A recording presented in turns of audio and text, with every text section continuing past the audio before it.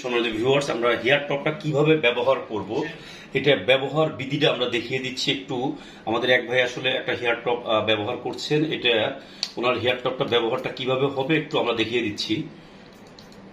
এটা আপনি একটু চুলের গোড়ায় মারতে হবে, কিন্তু চুলের উপরে মারলে হবে না, এটা সবসময় চুলের গোড়ায় মারতে হবে। গোড়ায় মেরে এই যে 5 মিনিট পর্যন্ত আপনাকে এইভাবে মাসাজ করতে হবে, এইটা এইভাবে মাসাজ করতে হবে। এই যে আপনার আঙ্গুলের যে ইয়েগুলো আছে না, এই পোর্শনটা দিয়ে মাসাজ করতে হবে ডেলি সকালে এবং বিকেলে গোসল করার পরে এবং রাত্রে ঘুমানোর আগে। কখন মনে থাকবে ভাই? কখন কখন ইউজ করুন বলেন তো? সকালে রাত্রে।